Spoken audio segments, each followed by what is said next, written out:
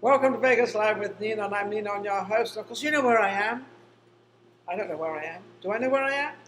I can actually fool around. You know why? Because we're going live. And I love to go live because they can't cut anything out. It's all how it's supposed to be.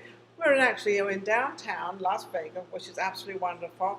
And that we're at the Art House Theater, which is it's fairly new, this theater. It's very modern, absolutely fabulous. And my first guest is Philip Eaton. Now, Philip Eaton is a comedian, but I understand he's a comedian in a different way. I don't know how you can be a comedian in a different way, but you said you are. You sling things around, I don't know what he does. I do a comedy juggling act. So a comedy juggling? You drop everything. Hopefully not. Well, that would be a real comedy. You got to catch them all. And well, yeah. I think it's better when I don't mess up, though. So it's a planned comedy. Absolutely. It's a planned comedy mess up. How cool is that? Why did you do that?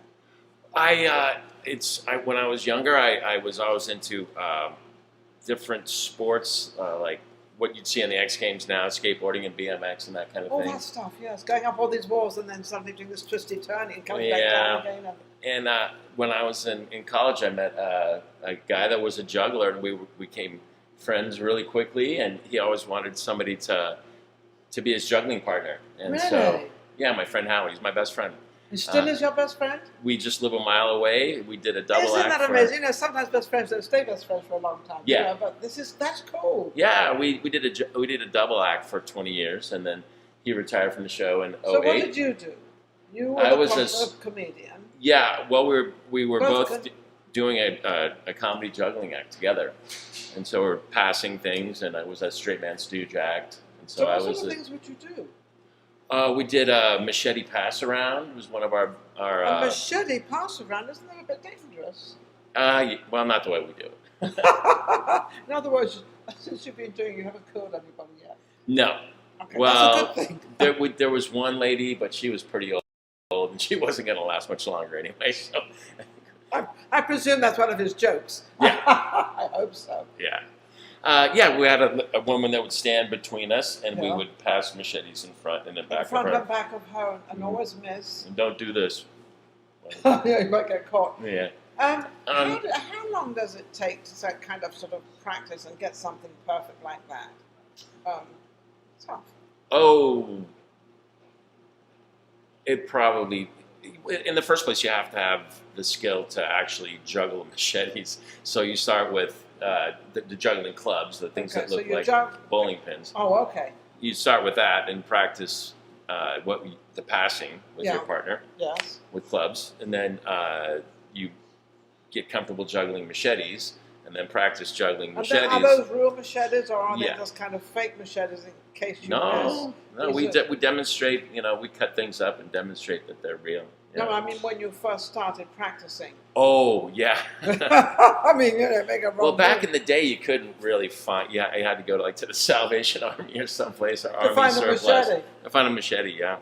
Wasn't like you could just go to Lowe's. Do you find that machetes and things like that really intrigue your audience? Because it's something really quite dangerous, and it's something that could have a mishap.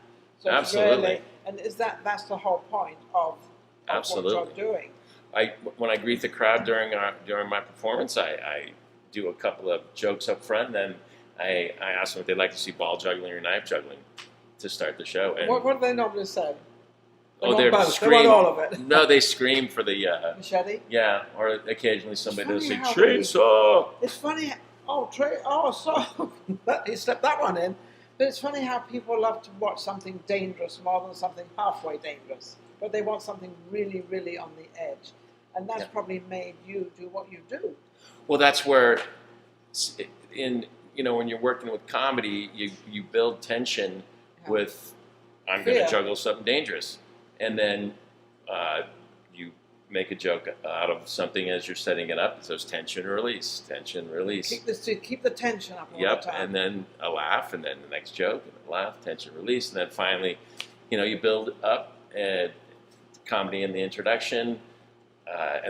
But the trick has to sell itself. Whatever you're going to do, you have to really do that well. It has to be something that people don't go, oh, they have to go, oh my gosh, wow. How did they do that? You know, Right. because I see all these tricks, these magical tricks and everything, and I like, look, how do they do them? I mean, they do this thing, and then all of a sudden they've got 6 cats in their hand or something. I don't know what, you know. But they do, and I often wonder, I mean, they've got no sleeves, nothing anywhere, and Yeah. it all appears, and it's like, I mean, it really happens. Yeah, there's an amazing amount of technique that goes on in thought. I know I do a little bit of magic in my act, but I'm not a magician per se. I'm a juggler. More action, more of a juggler, more of an action builder. Yeah, and I know, but I do have many friends that are magicians, and I know a few of the tricks of the trade. So you could slip a trick in there, that, you know, in case your audience are not sort of, you know, cooperating with you. You could throw a trick in there and get them. I have a few that are planned throughout the show. Do you do that? Yeah, I have a few magic tricks that are planned throughout the show. You know, like for example, I'm going to juggle a bowling ball, and I make the bowling ball appear out of a briefcase that's about that thick.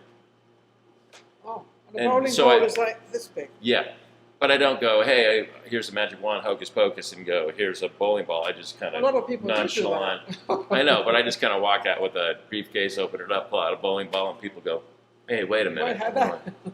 And it's full size when Yeah. it comes out of the case. And I drop it on the ground, it makes a big thud, and and it's real. Very authentic.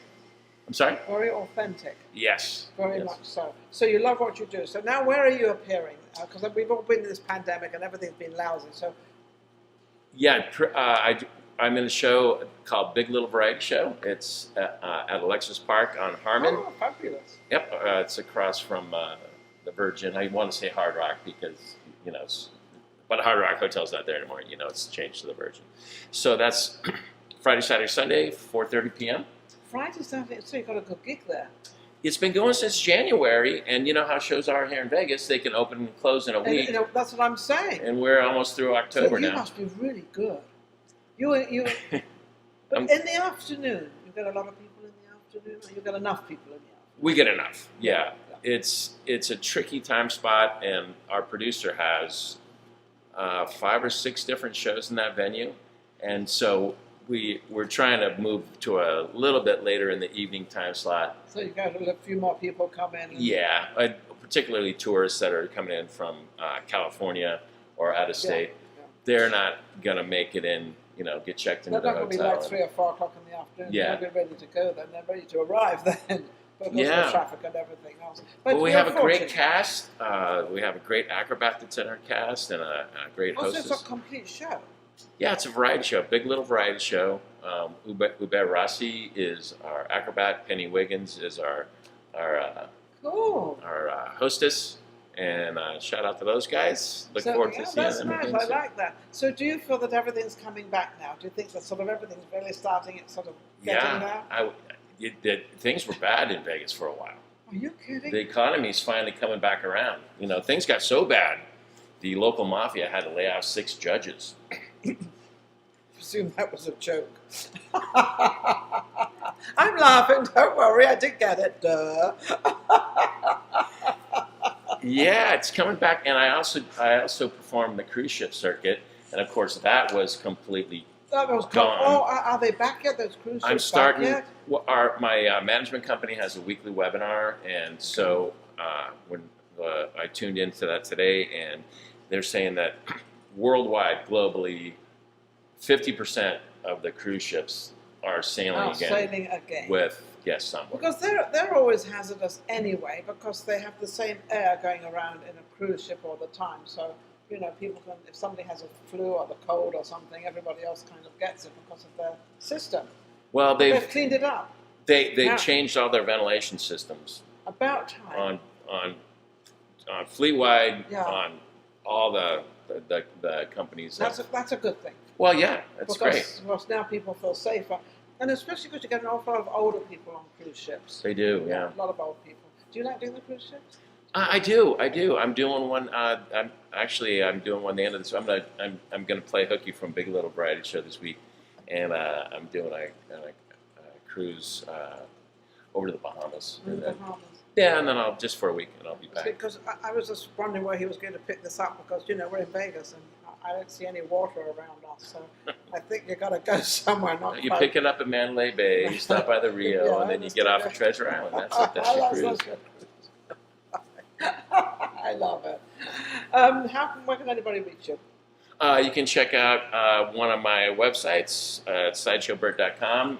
That's my stage name, Sideshowbert, or philipjohneaton.net. And you can come see me at Big Little Variety Show. And I'll also be appearing at, where am I going to be? I'm at House of Magic. House of Magic. That's off Charleston, isn't it? Is it? No. Oh, no. No, it's at Downtown Grand. Yeah, Downtown Grand, yes. Yeah, and I'll be there in December, and also at the Delirious Comedy Club. So you've got a lot of stuff coming up. You're very well booked. I'm Do you know doing why like a he's cruise well a booked? month. Do you know why he's doing it, don't you? Because you're good. That's why he gets all these bookings, because he's good. And if you're good, you practice your thing every week, all the time. Do you change it all the time?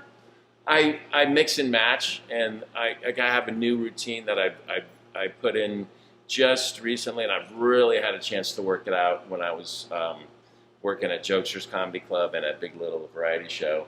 It's a rat trap juggling routine, and it's A rat trap. Do you have a real rat? no, I don't have any. Nope, That will no scare animals. everybody. You get rid of everybody in 5 minutes. Joke Well, of the day. But at Alexis Park Hotel, where the show's at, you won't see any mice around there. No, No. why? You Got the them rat all. traps The around. rat Yeah. traps around.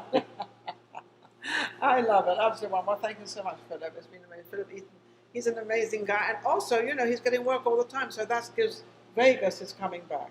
And then you're doing the cruises, so that's 50% back. So all this stuff is coming back. I want to thank Social Media Shows, who actually are the producer for our show, Vegas Live with Ninon, which is amazing. And we're at the Art House Theater, which is downtown Las Vegas, with Philip Eaton. And we shall be right back with our next guest. You take care.